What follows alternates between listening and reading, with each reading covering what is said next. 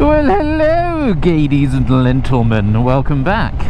Hope you are all well. Now, this ride is kind of off the back of my video I released last time of my dual vlog with Andy Mancam. I'm glad you lot enjoyed that. Seemed to be very positive comments from you lot, and you want more of the same, so we're looking into that, so don't you worry.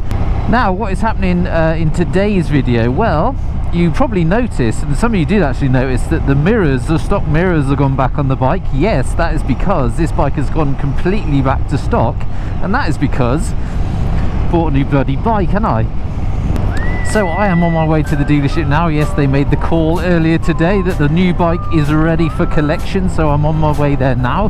Yes, it's come to no great surprise to you regular subscribers. I did make it known that I was toying with the idea of getting a new bike, and it was either going to be the new 2020 Super Duke GT or the 2020 Super Duke R. Now, I did go out on both bikes a few weeks ago, but I didn't film it because I just wanted to give it my full attention. You know, there'll be videos to follow on that at a later date. So yes, I'm on my way to the dealership, so if you're interested in seeing which bike I've bought, then stay tuned. I'll see you after this.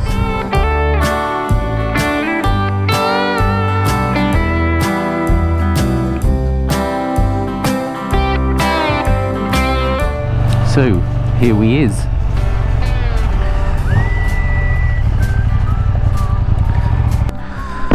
Let's go get the new steed. Just been told she's over here apparently. Ooh, and there she is. Boom. What a machine. Ha! Balls, did I get the GT? Sorry, not sorry. Yes, I've got the R, the 2020 Super Duke R, and what a beast it is. Yes, I have decided to go full hooligan and got myself the Super Duke R, and what a beauty she is. Really loving the blue and orange on that. Now, I'm going to be getting a graphics kit for this. I do actually like the colours of it and how it is set up and how it looks, but all around the tank here it's all painted, so that's going to get scuffed anyway with trousers and whatnot, so something that would have to go on there anyway. So I'm thinking about getting a graphics kit just to make it look even more mental. So there she is going to be gracing my channel for the next few years, I'm sure. Now, I've got a load of kit for this already at home. I'm going to be changing a lot of stuff on it. Yes, the rear arse end, that's all coming off before everybody goes, look at the size of that. It's coming off, and there's an Evo Tactile tidy going on the back of that. So I've got a load of other stuff coming, exhausts coming off, levers, mirrors are going, graphics kit going on, all kinds of bits and bobs. So I've got a lot of stuff to fart around with in the garage and get her all nicely made my own. One absolute weapon. Now, I've just been riding about 20 k's. The guy at the dealership said on these new Bridgestone T22s, he said they are pretty slippy when they're new, so I have to be a bit ginger with her, and yeah, I need to break her in anyway. So yeah, I've got up until the 29th of July to get my 1,000 kilometers done, get the first service done, and I can really give it the full beans. So yeah, whatever, I'm going to stop banging on, and we're going to go for a ride. Excited. Like the seat. Keyless ride. A lot of people hate them. I like it, as long as it doesn't break. Well, they didn't put any fuel in it, the cheap bastards. It's on the blooming tank reserve. Now, I did do a test ride on this bike about a month ago. I didn't film it though, because I wanted to really sort of give it my attention, as I said before. And I thought, well, if I'm going to buy it, then it's going to feature in the channel over the next few years anyway, so whatever. So why did I go for the R? Well, to be honest, I was sort of 80% going for the new GT, 20% R, and the dealership said to me, we'll take the GT out. He said, but do take the R out afterwards, which I did, and I didn't ride it for very long, 20 minutes. I was like, I'm having this bad boy. Now, I've always sort of owned sports tourers because I do a lot of touring, or I say I do a lot of touring. I do like a big tour once or twice a year where I really sort of utilise the touring aspect of a sports tourer. But otherwise I'm just sort of out for weekends and just day rides. I'm buying sports tourers, and I'm not really sort of using them to their sort of full potential, if you like. Now, I've always been into the bonkers sort of sports bike performance, and as over the years the sport tourers have been or a lot of the manufacturers, their sport touring machines have been sort of heavily orientated in the sports area, with the capability of being able to slap a bit of luggage on them.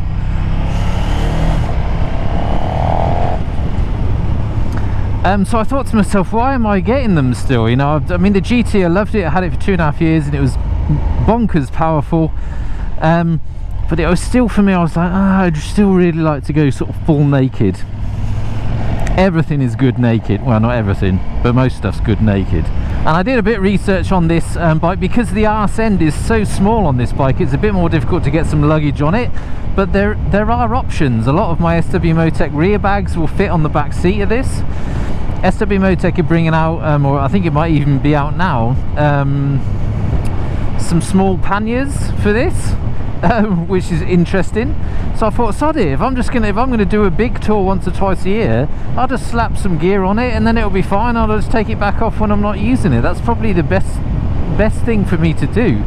Now, obviously, you lose your weather protection at the front because I've got no screen now. So, but to be honest, the big headlight on the front knocks pretty much all the wind up over my head. I'm getting no turbulence and buffeting on my helmet at all. A bit on your chest, obviously, but nothing disastrous. Now, it obviously doesn't protect you at all when it rains because there's no screen at all. But I thought, sod it, I'm gonna go wild. Why not?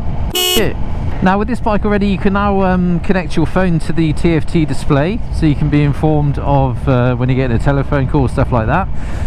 But it's not, however, set up that you can use it as a sat nav. You know, on the GT, you could put in a route on your, I think it's a MyRide app, the KTM MyRide app, using Google Maps or whatever sort of sat nav you use on your phone. You would then get a little arrow on your display to tell you when to turn left and right. This doesn't have that, but apparently it is coming on a new update. But I'm still going to get my Garmin 590 strapped to it.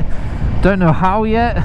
I really wanted it above the clocks, but I don't know if I'll be able to do it. Otherwise, I'll have it sort of next door to it. The mirrors are coming off, so I'll have bar end mirrors on, so I could have my Navi next to it here.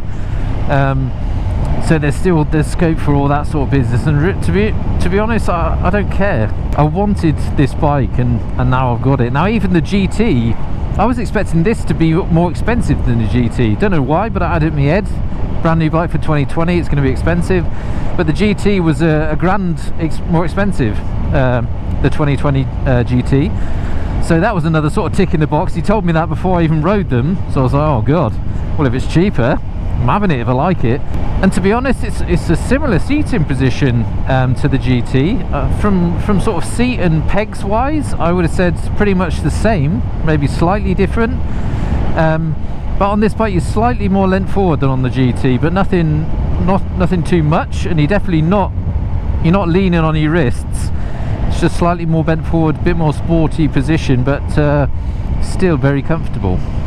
And it turns so much better than my GT.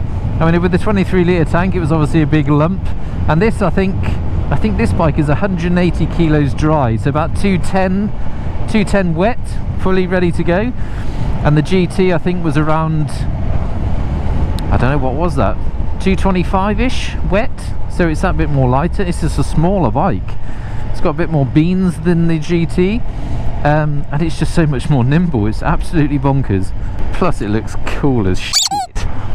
And one thing to point out on this bike, the quick shifter and down blipper. Mwah! I mean, I didn't have a down blipper on the GT, I had the quick shifter, but this quick shifter has been completely changed, and it is butter smooth.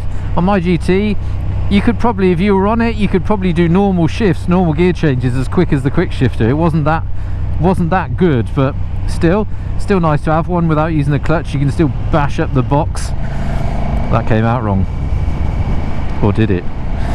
Now, I don't want to bore you on this video with sort of facts and figures of the bike. I'm just going to go out for a blast. This was just to be a sort of a reveal, a bike reveal video to let you guys know what I've bought. So I'm going to get home, get my head together and sort of think about some videos to make on this. I've got a lot of garage videos, or not a lot, a few garage videos that I'm going to do with all the gubbins, all the new bits and bobs that I'm strapping to the beast.